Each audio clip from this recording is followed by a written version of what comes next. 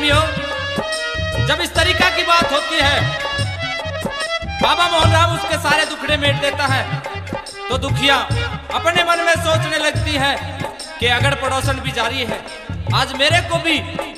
उस बाबा जी के धाम जाना है, उस पावन खोड़ी जाना है। और किस तरीका से कहने लगती है,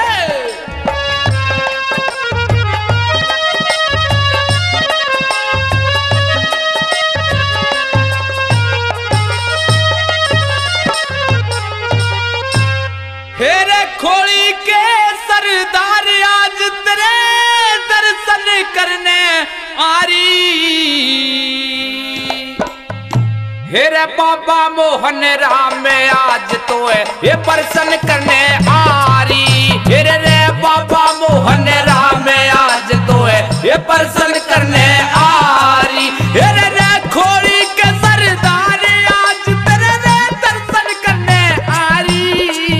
हेरे बाबा मोहन राम आज तो है दर्शन करने आ रही, हेरे बाबा मोहन राम आज तो है दर्शन करने आ रही।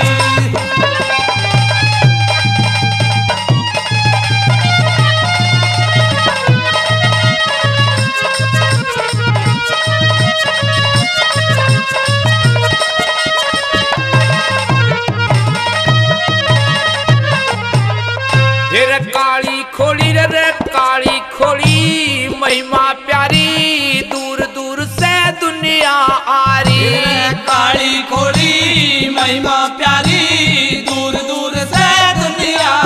रही, अरे काली खोड़ी रे महिमा प्यारी दूर दूर से दुनिया आ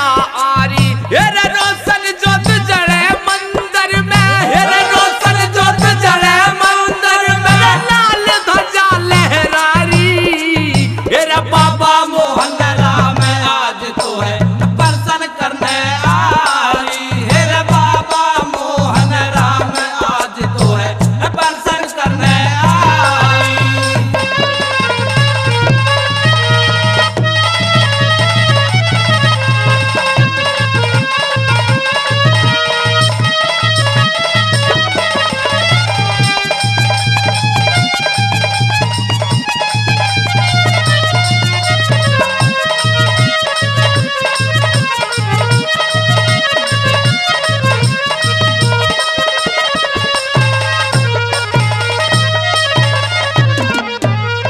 हेरे नया जोड़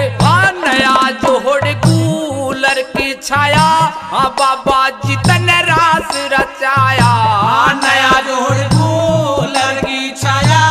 बाबा जी तन रात रचाया, अरे नया जोड़ कूलर की छाया, बाबा जी तने रास रचाया, नया जोड़ कूलर की छाया, बाबा जी तन रात रचाया, हेरे तले उतर कुआ बनवाया, हेरे तले उतर कुआ बनवाया, गौआ कर नीर पिलारी, हेरे बाबा मोहन राम आज तो है दर्शन करने आ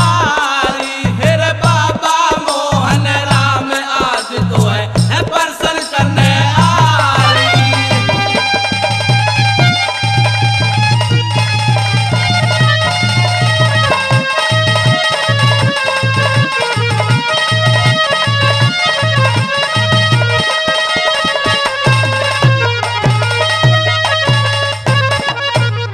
और प्यारे सज्जनों, तीसरी बात मैं कैसे बता दिया, हेरे गाँव मिलक पर, हेरे गाँव मिलक पर लग रहा डेरा, जहाँ दुखियों का भर रहा मेला, हेरे गाँव में लगपुर लग रहा डेरा, जहाँ दुखियों का भर रहा मेला, हेरे गाँव मिलक पर लग रहा डेरा, जहाँ दुखियों का भर रहा मेला, हेरे गाँव में लगपुर लग रहा डेरा,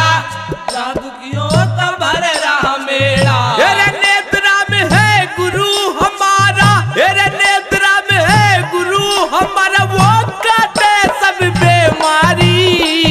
हेरे बाबा मोहन राम आज तो है ये दर्शन करने आ रही, हेरे बाबा मोहन राम आज तो है ये दर्शन करने आ रही।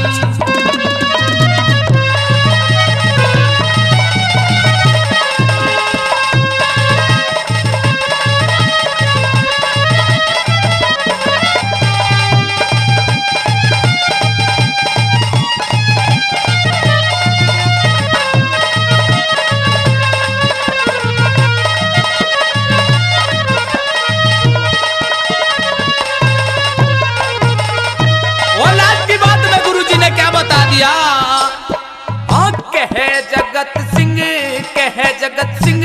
मांडी वासी उदय वीर मेरा हितकासी। कहे